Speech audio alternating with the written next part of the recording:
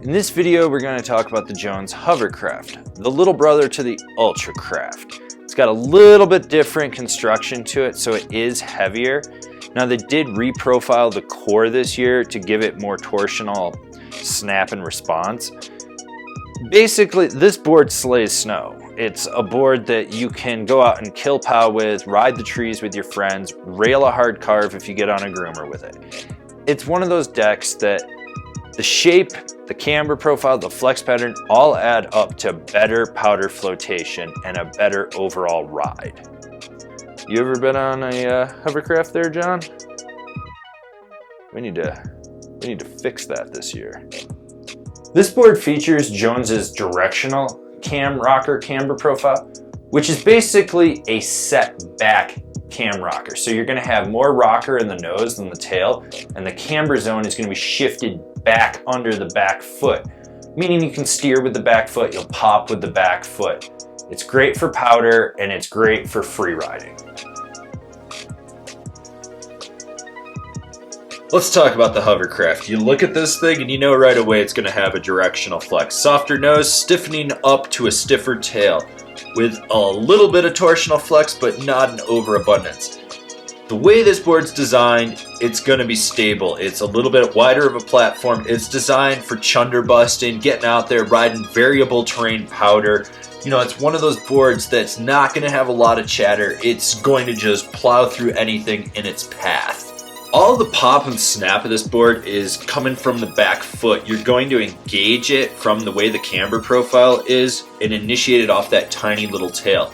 It's not going to be the snappiest deck, but you're going to notice that it does have pop when you're in fresh pop. You're going to be able to porpoise with it, and by that I mean get the nose up and pop a little bit, sink, pop, pop. It's one of those boards that's got enough snap in it to get you on top of fresh pow and maybe ollie over small little things, but it's not going to be a super snappy powder board by any means.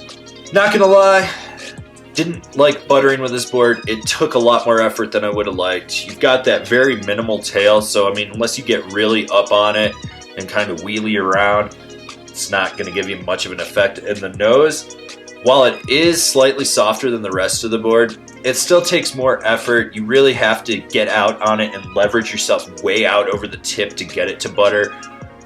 It'll do the job. The side cut on this board engages quickly, it rips turns, and it locks in. You'll find yourself laying trenches when you want to, or just laying a Euro carve. It's a board that it's got solid edge hold for when you're on a groomer. So it's one of those decks when you're coming out of the pow field, you hit the cat track, you can rip turns getting in and out of people that are in your way, and then get back to the chairlift and go up and use this thing for what it's for.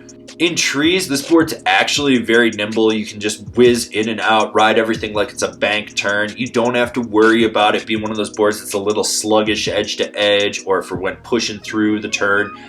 It'll just rip it. It's solid. Don't worry about it. You know, slaying and spraying, that's really where this board's at. This board is definitely for the resort powder guy, the guy that's going to go up the chairlift, cut across a groomer and needs a board to turn, and then get into the fresh stuff and just slash around and just spray in it.